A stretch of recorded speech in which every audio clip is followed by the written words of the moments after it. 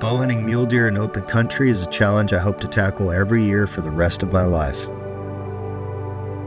While hunting rutting elk is almost impossible to beat, I'm equally drawn to hunting old age-class bucks that somehow survive the array of predators they live among in this vast open country.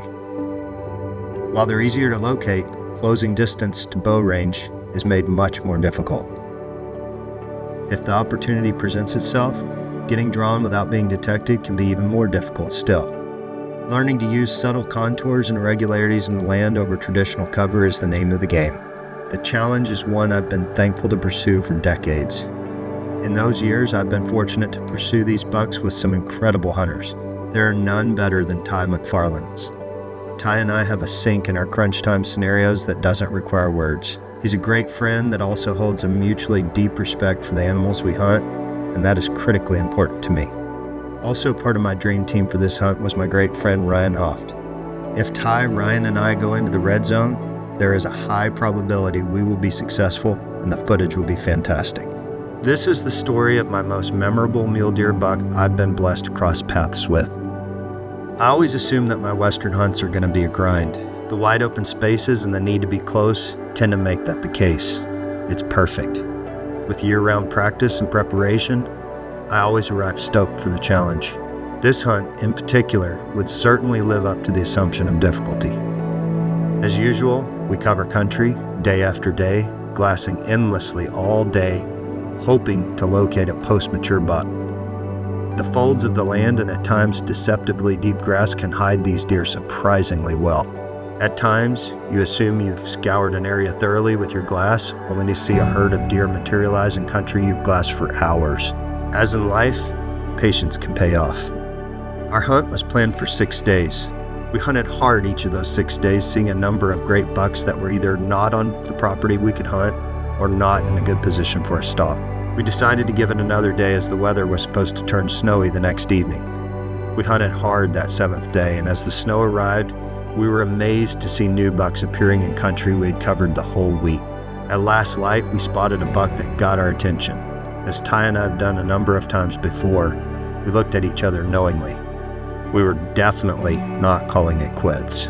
That night over dinner, we were strategizing our plan for the morning with renewed enthusiasm. The morning could not come soon enough. We went back out to where we spotted the giant buck the evening before and found a lot of rutting activity, but there was no sign of the big boy. Eventually, we pulled the plug and moved back to another area where we had seen a lot of does earlier in the trip, hoping they had a new boyfriend. As we got to our first glassing point, we spotted a giant before we could even get our glass set up. We just found a giant. The snow came last night, and the rut is kicking full gear right now. We've got a big buck bedded over here. We're gonna give it a go. I'm excited. If there was ever anyone who would never say never, it was Ty, Ryan, and myself. We quickly made a plan to get the wind right and crawl for half a mile with our face literally plowing the snow for a good part of it. There were dried sunflowers we used for cover until we got 186 yards from the bedded deer. We paused to study our surroundings to see if there were any terrain features that would allow us to slip closer. There were none. As despair began to set in, the deer suddenly all got up and strolled even further away to over 300 yards. We quietly game planned and came up with an idea that I gave a 5% chance of working in my head. Ty would imitate a fawn distress call to try to attract the does.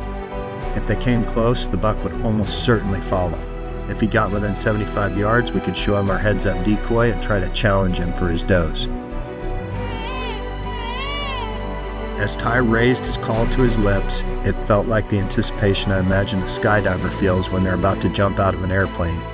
This wasn't just any buck. This was the biggest buck of my lifetime. In seconds, the does were 40 yards downwind of us with the giant buck in tow. At 65 yards of closing, Ty raised the decoy. The sight of a challenging buck was more than he could stand, and he committed. And what happened next?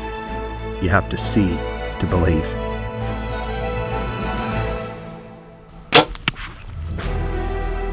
My buck fever was one for the medical journals.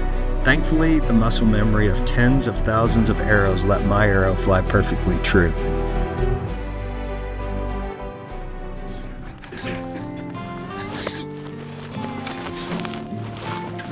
Was that the coolest thing you've ever seen? Was that the coolest thing you've ever seen in your life? Did you see that? I am speechless. Oh, can you stand it? It doesn't get better than that. I don't care what you say.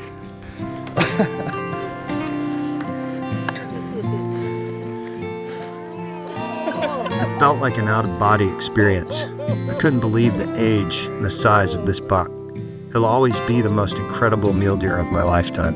It's my biggest mule deer I've ever shot, right here, eastern Colorado, with Ty McFarland, once again. Absolutely crushing it. We have had 8 days of very difficult hunting, and we've looked at a lot of deer, but we were dead set to find a big old monster, and this is an amazing, incredible, beautiful, awesome deer. Absolutely perfect. I could not be more thankful.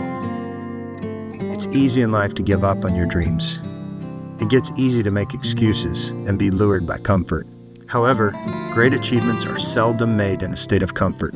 When you set your goals in life and you fall short or encounter difficulties, don't lower or change the goal. Increase the effort.